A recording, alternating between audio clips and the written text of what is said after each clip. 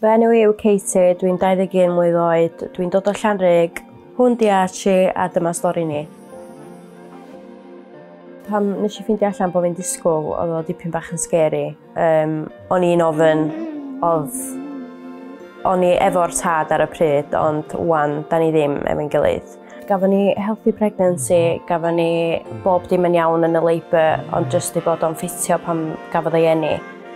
Wedyn, mi oedd o'n iawn wedyn am couple of weeks o'n i ddeud, a wedyn gafodd o sepsis, a oedd o'n sal, oedd o'n wael iawn effernol o fanna.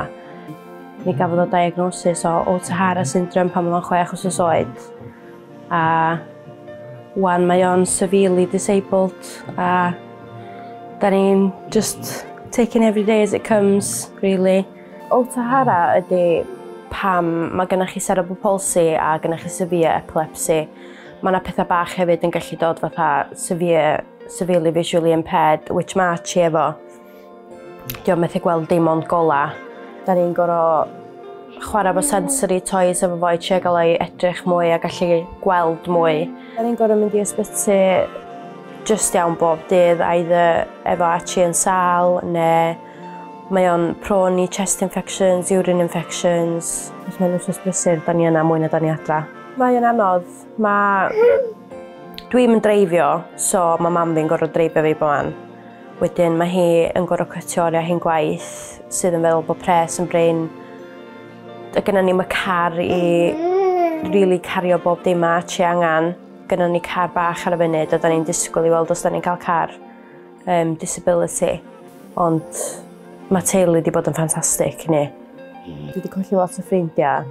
Mae lot o bobl i weld fatha bod nhw'n methu actio'r un peth rownd fi. Dyn nhw'n methu, especially am bod gennym fi hogyn bach efo anabledd.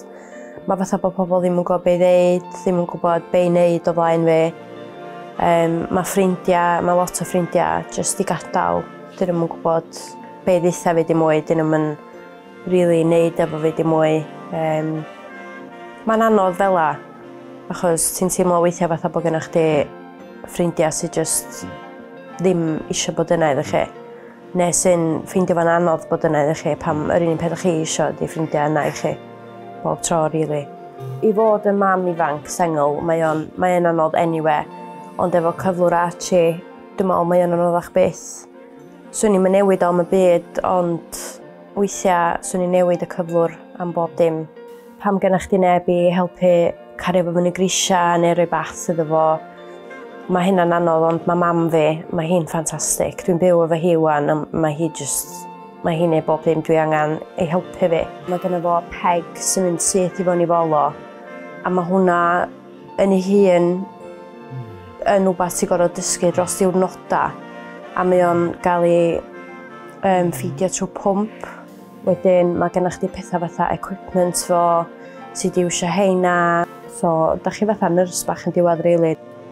Hyn i gyd, da ni yn edrych ymlaen i'r dyfodol. Da ni'n edrych ymlaen iddo fo cael mynd i ysgol, a iddo fo cael ei ffrindiau bach ei hun, a i teulu a ffrindiau i gyd fod yna iddo ni, a i gario ymlaen efo helpu fo i weld os ella un diwrnod neith o ista fyny, neu ella neith o siarad, neu ella neith o wneud rhywbeth sydd yn mynd i surpreisio ni gyd. Ti'n hapus efo 'na? Ti'n hapus efo 'na?